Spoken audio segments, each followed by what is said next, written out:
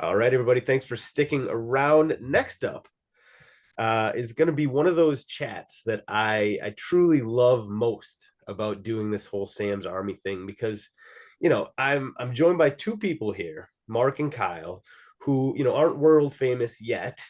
We may get to that soon, but they're out there making soccer the best sport in the world, like grassroots, not really grassroots anymore, but it's just so. Join me in welcoming Mark and Kyle. So first, Marc White here is the founder. Correct me if I'm wrong on any of this, by the way, Mark. Founder, owner, chairman, manager, Mr. Control Everything, freak. control freak of Dorking Wanderers, of the National League in England. And then alongside him is Kyle Shestack, a fellow American who is a director at Dorking, and how he got to be, in that position as a board member of the club is obviously an awesome story. We're going to get into that. But first, hello, Mark and Kyle. How are you guys doing today? Good man. We could have done national anthems at the start of this, We should like the have. what, like the World Cup. We should have. We should. I got a question for you about the World Cup later. We'll get into that before we become enemies. Let's become friends first.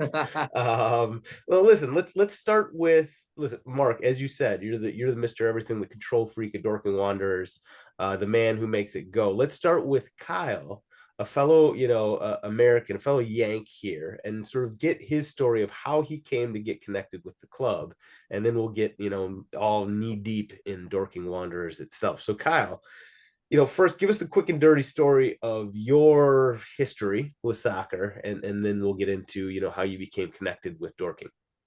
Sure. So thanks for having us. Obviously, we appreciate the time.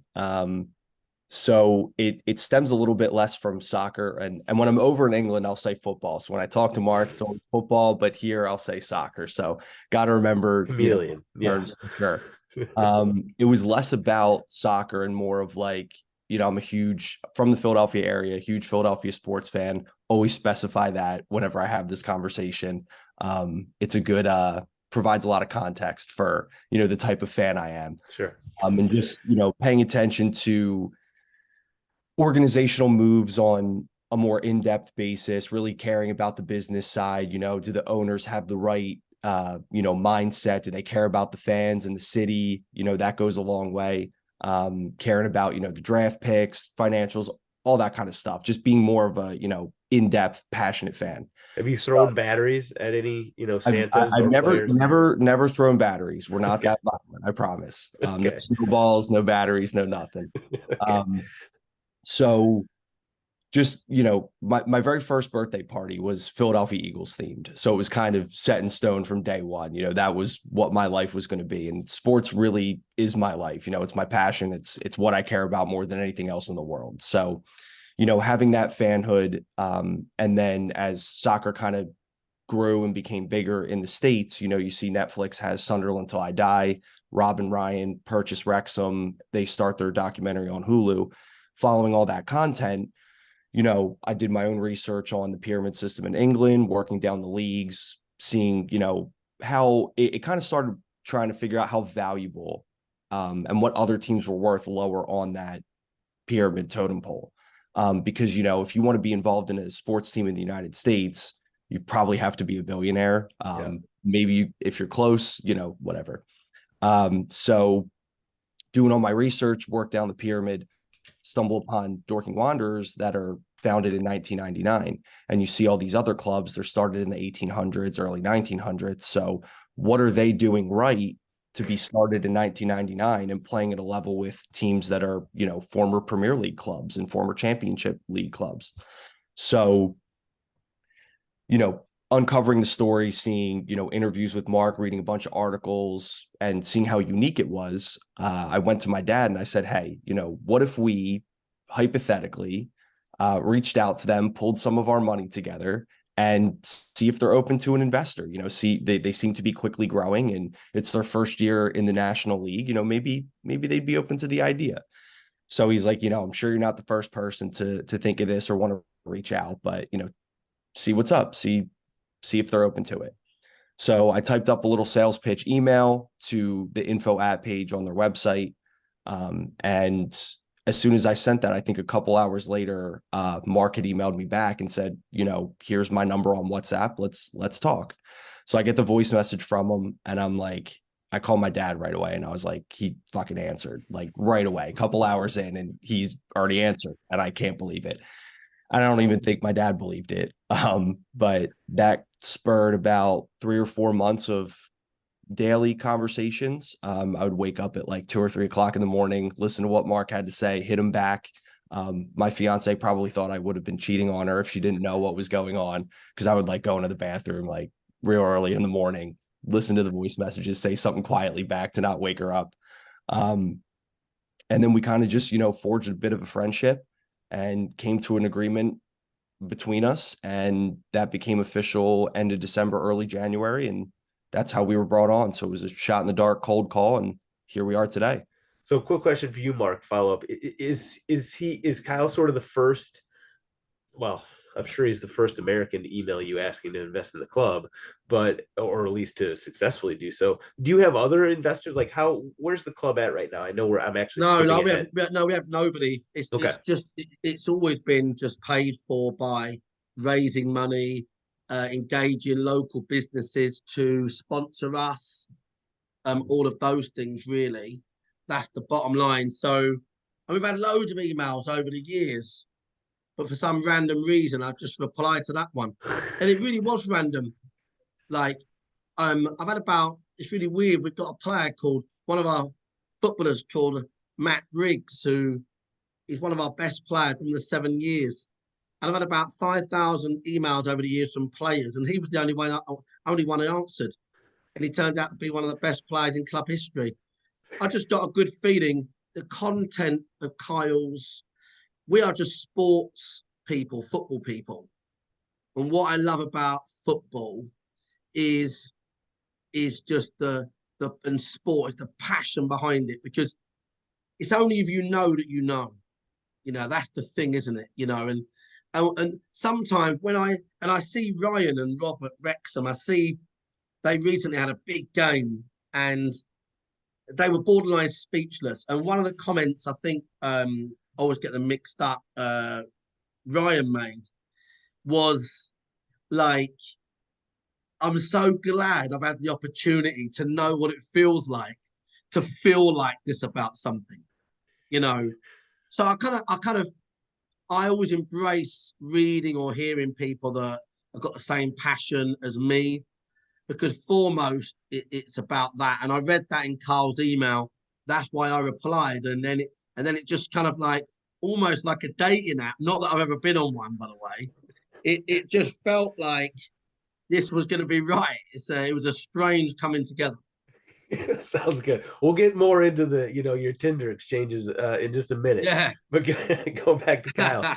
Now, I don't want to, awkwardly ask, like, how much money did you invest? But can you give us a sense of, like, are we talking about some walking around money? Are we talking about, let's buy that lake house? No, we're not going to invest there or buy a lake house. We're going to invest this. How many zeros are we talking? Can you characterize it at all? Just sort of, because I know people are going to be interested in, like, maybe we should do this, but give us a sense of how much we're talking here. I'm gonna divert to Mark on this one on how much I can divulge about. Oh, whatever, mate. It wasn't a small amount of money. It wasn't 7 figures. So it was, it's tough. It's tough. Is it walking around money? No. It was enough to count. I know I'm not saying too much. I don't want to it's all right. Divulge any private information, but yeah. It was a significant, sum for just you and me. Definitely something that you wouldn't, throw that kind of money into unless you did your homework and researched, the kind of, because we had to, we were very excited to do it. We were very serious, obviously, but we had to make sure that, because we knew Mark a little bit, and you can see what you can find online, but you got to get to know him as a person first. You got to, vet that club a little bit to see if it's an honest, operator, because there's other club owners in this league, other leagues that are, have been dishonest people. At sometimes they do the wrong things. They get their clubs into trouble. We just had to make sure that this was not that type of organization, and it wasn't, and everything checked out every step of the way. Yeah. And so, I mean, you are clearly a dyed-in-the-wool sports fan, but you're also a businessman. Like, you know, through your way around a spreadsheet. Yeah, I mean, am I personally a shark businessman? Probably not. But I've worked in the insurance business. My dad has worked in the insurance business. He's an actuary by trade. So he has been in that business forever. I've been exposed to it since I was younger. So, not that insurance is the most exciting business to be in the world, but I was always, kind of a part of that industry from an age where not a lot of people would be thinking about it. So I was kind of able to forge my own connections and relationships at an earlier age than most people, coming out of college would have. So I think that definitely helped in, realizing how to generate and, manage relationships and friendships that you make in the business. That definitely went a long way in my conversations and negotiations, if you will, when talking to Mark. Sure. And so when I joke around about being allergic to math, when I'm kind of not joking, you're not allergic to math, I think is the long story short here. Last question before we turn to Dorking and what the club's all about. Did you, like, when you finally made the decision, yeah, I'm going to pull the trigger on this, we're gonna press send on all this money to somebody who, I'm dating on Tinder essentially, were drinks involved? Were drinks involved at what Yeah. point? Well, yeah. So that's a great question, because I'm sure you were actually quite sober when you sent the money. So let me rephrase the question. When you really sort of got serious about it, or at some point in, you and your dad talking, was it over drinks? Because, like, in my mind, it's like, and I have had this conversation, or at least this thought with friends, or, it's always a drunk talk. We're at the bar, we're sitting at the bar, we're watching TV, and we're like, should we invest in something like a team? Like, what do we think? So the idea and the conversation, my dad's not a big drinker, but the idea and the conversation always 100% sober. Like, this was something that I thought about, like, literally just from genuine research and interest. So it didn't come to be like that. I see what you're talking about, Yeah. But afterwards, as soon as it was official, I knew I was going to have myself a night or a day. So as soon as that was sent over and everybody signed the papers, then, I personally had probably couple too many drinks that night. We had some brown liquor. Heavily. Brown, you cracked the brown liquor, the good brown liquor. Yeah, for sure. Okay, all right, Mark. Let's talk Dorking Wanderers here. So this club was, when I think of, and I think when a lot of Americans think of English clubs, are like, oh, they've all been around for 150 years, right? But Dorking Wanderers was founded in 1999. So give us the story of how you came to be, why you came to be, just give us the lay of the land on what Dorking Wanderers is all about here. Yeah, so we was just a bunch of young guys that used to go and watch Premier League football, and it was a lot of traveling, a lot of money, and we just got bored of it, and we said, you know what, should we not bother anymore? Should we just stay in our local town of Dorking, spend our money going to more nightclubs, on more beer, and why don't we have a bit of a fun football team? So we got something to do on a Saturday afternoon. So we literally started our own team, and we had to pay £5 each a week, and that money would go towards the referee, the official in the middle, and we had to pay £50 to rent a pitch, and we had to buy a set of nets and put them up, and it was just fun. It was fun. There was never anything behind it except a bunch of friends having fun together. And even the name Dorking Wanderers, is my friend printed off the application form, and as I was leaving his place, he just shouted up the stairs, "Hold on a minute, what we're going to call it, the team?" And I just said, "Well, Dorking something, And he just went, "What, Wanderers?" I mean, "Yeah, that'll do." And that was the name. Story. What Yeah. Hold on. I was going to ask you the question at some point, because Dorking is what caught my attention when I was. And by the way, I should have prefaced this by, you guys are in the National League, so people who are watching the Wrexham documentary here in the States, this is in the same league. You're playing Wrexham, you're playing Notts County, you're playing these teams that people may have heard of, but Dorking Wanderers. Where did Dorking come from? Dorking's the town, Okay. and I know it's a big American saying, but it's not such a big English saying, although English know what it means. But Dorking's actually a breed of cockerel that, just to confuse matters, now only resides in the US. Listen, we take over everything. That's just how it Right? works. Yeah, exactly. You've even taken our chickens, man. Come on. Okay. But So dork, it's an you do know unbelievable what story. dork means? Like just, Yeah, yeah, dork. yeah, Okay. All right. yeah. Okay. I I love get it. it. Yeah, yeah. We're dorks. Yes. Yeah. I love it. Listen, if that's not your nickname, it should be. Okay. So you're a literal public team. Like you're just sort of guys out there having fun. So what happened? No, Sam, the thing is, Sam, is that it's hard.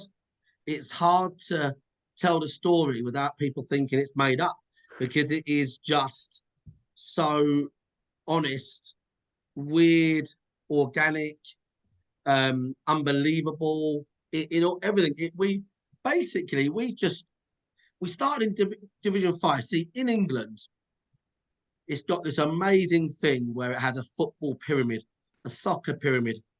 So you can actually have the ambition, if you wanted to, of going from the very bottom to the very top. We started in what's called Division 5 of a park league, like a public league. And our only intention was to get drunk and have fun. And that's what we've done for several years. But we sort of won our first division, our first season in the league. We really enjoyed that feeling. We celebrated. We just got a bit of a bug for winning, if I'm honest with you. It's weird. For some reason, we had loads of fun with it, but we managed to have this culture of both work hard, play hard. And yeah, and then, you know, we've had, if I fast forward, we've had a promotion one in every 2 seasons. We've had to build not just one, but 2 stadiums. We've had to do it all on, without any big benefactors, with raising money off local businesses, through sponsorship, relying upon volunteers. And what's happened has been that over the years, it's engulfed the community with this little story. It's just grown bigger and bigger, and more people have come on board to help it. So what started as nothing, if you look at it in its most coarse sense, so what started as me chasing £5 from players to be able to afford to pay the ref, and not having any supporters, just 14 players. And when I drive to the games now on a Saturday, I see families galore with all the kids in their shirts. They're all Dorking Wanderers fans. And we get fans not just locally, but across the country. Anywhere I go in England, people know of me, of the club, what we've achieved. It is unbelievable. We never set out to do it. If you ask me in a minute what the plan is, I'll tell you we're not quite sure what the plan is. We just know we want to keep winning, but we don't really know a lot more than that. So it's quite unique, mate. Well, you alluded to it. So you've been around for 23 years at this point. Two of them were essentially not, they were gone because of the pandemic. So let's make sure everybody knows this. So the record, your record here is you've got 12 promotions in 23 years, but we're going to call that 12 promotions in 21 years with an asterisk. 21 completed seasons, Sam. And in one of those seasons, just to be clear, we was top by 8 points when it got called off. Right. So just no, but we are quite 12 and a half promotions. Yeah, we're quite proud of that record. And it's kind of it's unique because we don't have any debt. We don't, we do everything. We do everything on fumes, really. Do you know what I mean? It's like, do you know what I mean? It's you're truly bootstrapping this operation. Yeah, mate. Honestly, there's never a dull moment. It's always stressful. There's but I obviously wouldn't change it for a thing. And it brings a lot of people a lot of enjoyment now. The wider community, the participants. We've got teams now from 4 years old up to walking football plus 50 years old. So over 1,000 people now actually participate in the colours of the club, and we're not done yet, mate. We're not in a retirement home yet. And what's great about Kyle and his dad and you know, it's kind of like I've always said that there's the Wanderers gods are out there. People say to me, Mark, what are we going to do next? I don't know. How are we going to afford those floodlights or the, and you know, and I go, listen, it'll work itself out. And it just felt like with Kyle, and not only did they, you know, just show this unique understanding of where the club is, but it just felt like this is the journey. This is the map. So, you know what I mean? So that's the next chapter. I got a question. I do have the question that I want to get your reaction to his email. You gave us the quick and dirty one earlier, but quickly. So, you know, you've been doing this for 23 years. You mentioned at first you're collecting £5 from people just for the refs and 50 for the fields or whatever. Can you sort of describe for us how quickly the need for just how quickly the logistics ramped up and how you that's a handled great question, mate. That's a brilliant question. I think out of the 23 years, so the first kind of like maybe 3-4 promotions, it was all incremental to your point. Yeah. So after maybe a couple of promotions, they go, right, the rule in this league is you've got to have a rope around the pitch. And that was it, you know. And then after about 4 or 5 promotions, they'd say you need a concrete path around the pitch. Then you need a barrier. Then you need a grandstand, a small one for 50 people, 150, 200, 500. Now you need floodlights. Now you need changing rooms. Now you need a boardroom. So we've had to build all of this from scratch. There was one summer when we got to a point where we was renting the field for £50. They were just local authority field, like county, owned by the county, the local councils, we call it here. And they said, you can't do any more. You're not allowed to. So we then had to find our own field and we had to do it ourselves. And there was one summer that we dug 300 meters for a water pipe, for electricity. We had to build our own changing rooms. Like we've done it all. And the last project we had to do was just finished, where it cost £500,000, because the problem is, and you made a great point, Sam, is that for every promotion, what comes with it is more requirements. Yeah. And the way it works in the UK is you get promoted and then you have 9 months to complete the work to stay promoted. And if you don't do the work, then you get pushed down a league, you get relegated, demotion. So we've just had to build an away end and a new terrace, a grandstand, etc. And so it's the more successful, the more work there is to do. But we wouldn't change that, mate. What has been the, each year you keep, you got a rope, you got a concrete, walkway, you got a grandstand. Which of those ended up sort of being the biggest headache or the biggest, like, oh my God, how the hell are we going to do this? We had our previous ground, the one we built from scratch, which is a little bit where the soul is of the club, because we're not there anymore, but this was just a grass field, and we spent summer after summer building our own football ground. But when we wanted, it was very near some very big homes worth a lot of money, very affluent area, to Carl's point earlier. And when we said we wanted to put floodlights up and we had to get planning permission, this was not good. So it got objected to, it went to appeal. So I took it upon myself to call a meeting at the local church, and all the local residents came. And it was really weird, because the one advantage of all these, wealthy people was they were intelligent. And they all turned up with tomatoes ready to throw them, to say, just stop building this football ground next to our houses. But I stood at the front of this church, and I knew at the time, as I walked into this church in a beautiful location, I said to my friends, I said, this could be do or die for the club. If we don't get this planning permission, we can't get the floodlights, and we can't go any further. And it's quite a common thing in the UK that many teams do fold because they struggle to get the planning permissions for the facilities. It's not a given. I'm sure it's the same where you are. Anyway, I went in there and I said, look, I'm going to tell you about the club and what we do and why we do it. And at the end of it, 45 minutes, there was a few questions. At the end of it, they all stood up and just clapped. This is like a movie. Yeah, it was. I just walked out down the aisle, literally waving to people.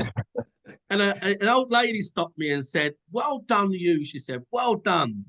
Good to see people doing that stuff.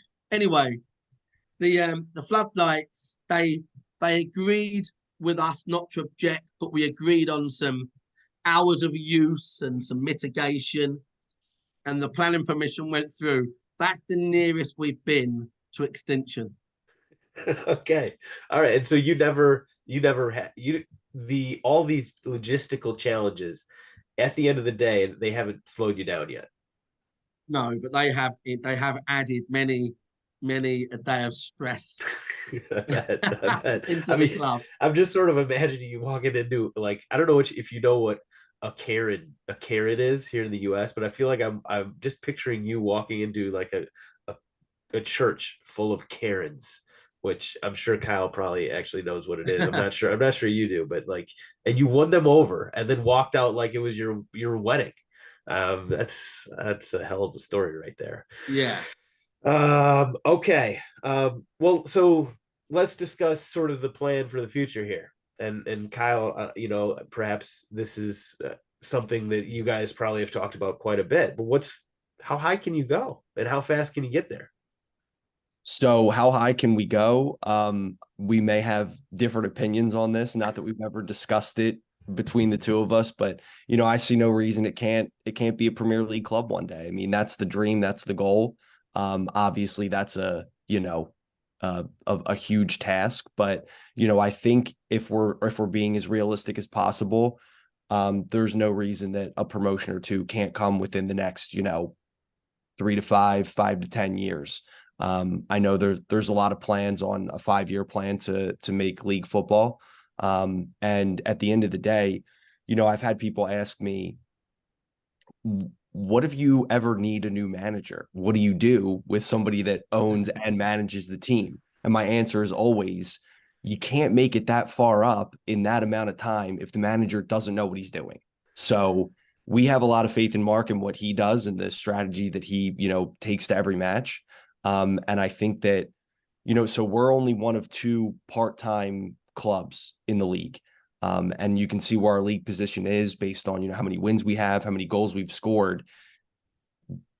Marc and the team knows what they're doing. So I think based on that strategy and that alone can secure a couple promotions. And then obviously, if we're in that new position in 3 to 5 to 10 years, whatever, there'll probably be some new conversations to be had. But I mean, on my end, my perspective, the sky's the limit. I don't know what you want to add to that, Marc.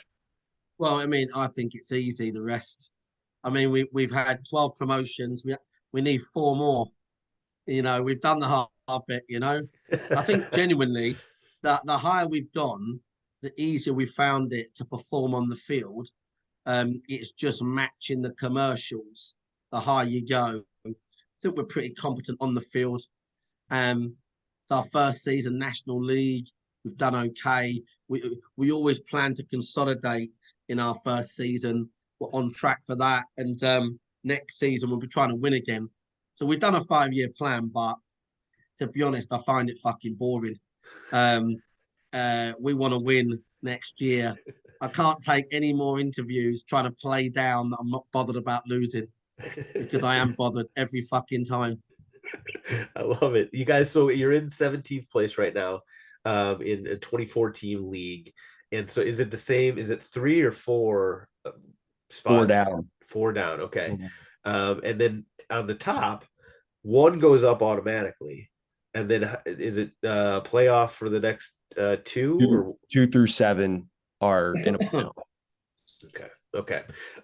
And so I guess, well, before I get to the Wrexham, so I got a couple of Wrexham questions here, but like, where, how have you gotten the players, Mark? Like, you started with just you and your buddies, kicking it around.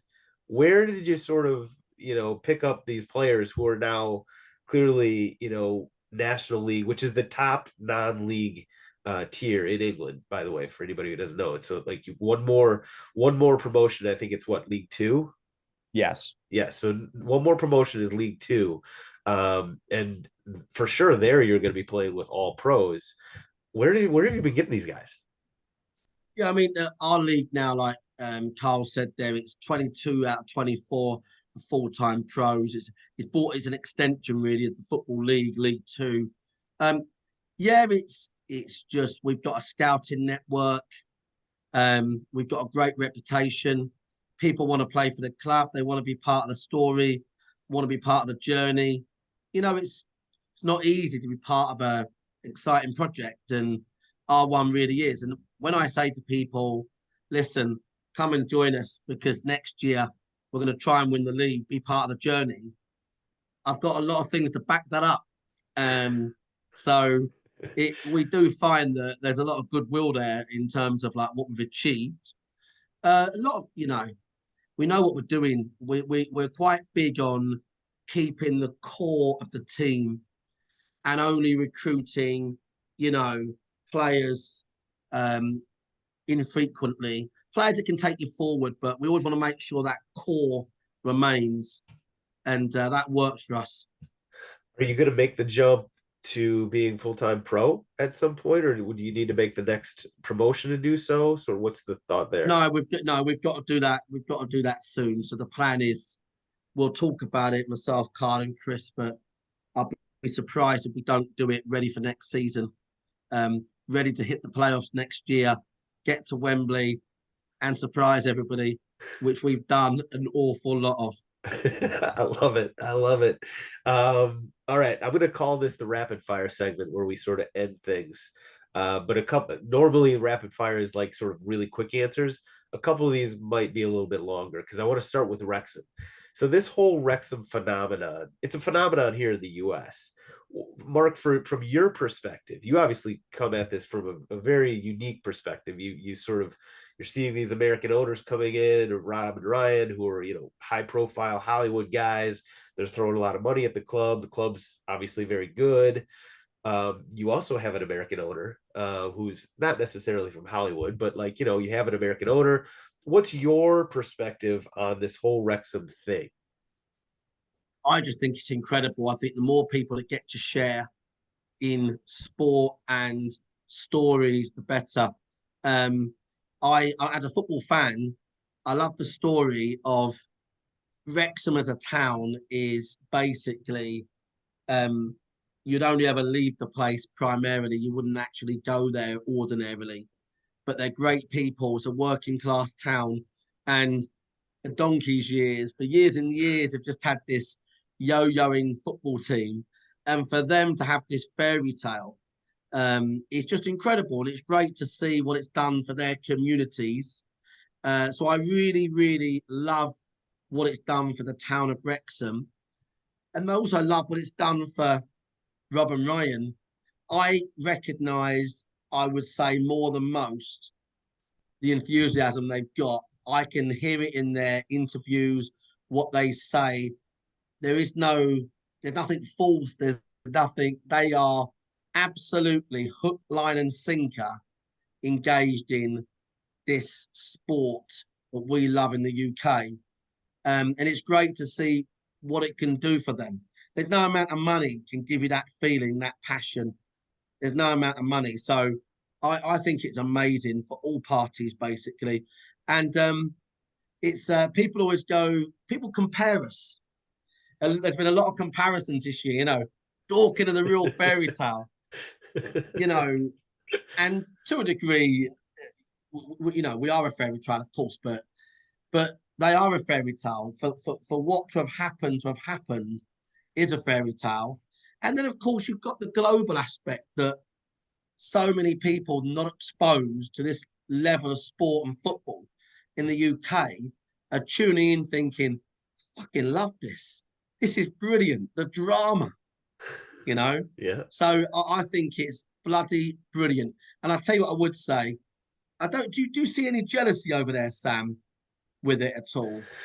No, I see on Twitter, there's just listen, Twitter is a bastion Yeah, of hate, right? And so I yeah, see I see a lot of people be like, oh, Wrexham, their wage bill is, oh, it's grown. Wow, you win the every game, but look at your wage bill and all that stuff. So I yeah, do see yeah, that yeah. on Twitter.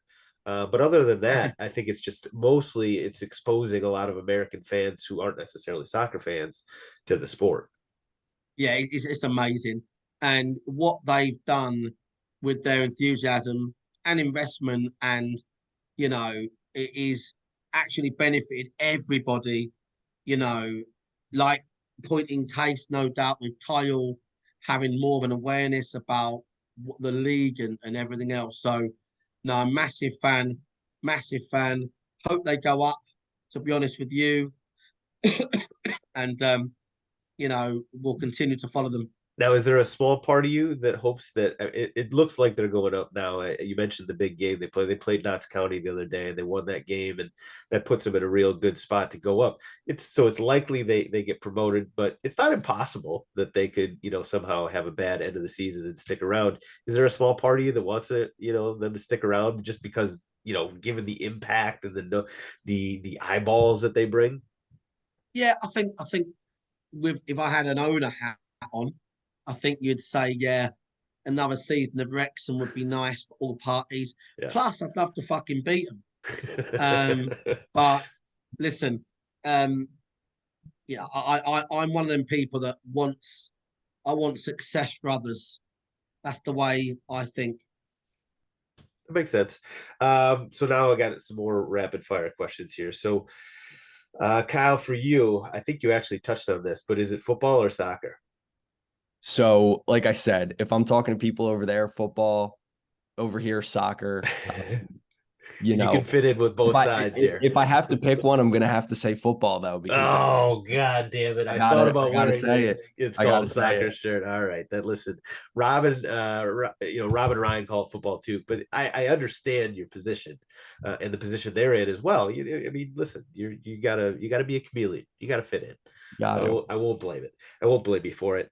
Mark, do you follow MLS even a little bit? No, Fair enough. that is Uh, rapid fire, isn't it? and see, that's what we're talking about, rapid fire here. Kyle, did you consider investing in something like USL here in the US?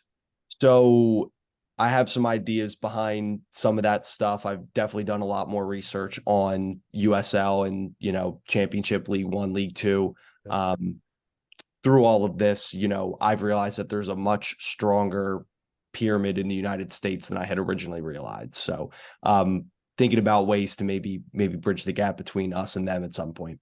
I like it. I like it. Question for probably both of you, Mark, maybe. So, who is your biggest rival, number one? And the fact that you've gotten promoted 12 times in 21 asterisk years, has that made it difficult to sort of develop rivalries?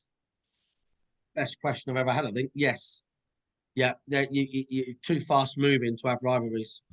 Um, yeah, which is why we tend to have more friends than foes. That's not a bad thing necessarily, but you're what you're sort of alluding to is the rivalries are important, right? It's like it's important to sort of just from a marketing put your owner hat back on. And it's important from like a marketing standpoint, right? So are there teams in the National League that maybe you could see sort of developing a rivalry with?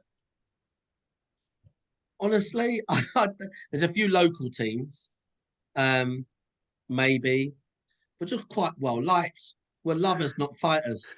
You Okay. know, All right, fair enough. Fair enough. Dorks as your nickname. I mean, you got to go with that, right? Well, what's the nickname and why not Dorks? do you know what? Yeah, we're a little bit, poor with not dorks. I'd imagine for the laughability factor. Although maybe I'll study exactly how bad that would be.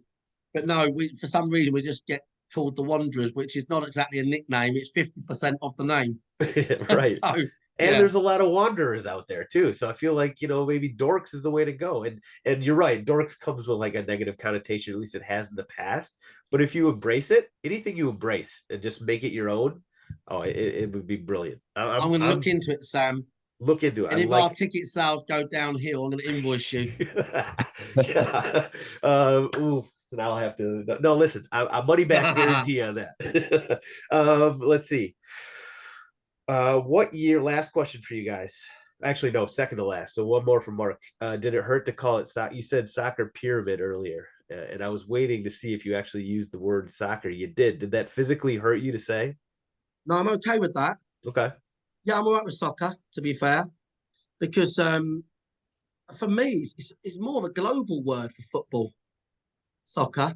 So, like over the years growing up with World Cups and stuff like that, you buy a soccer album, so I wouldn't, if they changed the name overnight, I wouldn't lose any sleep.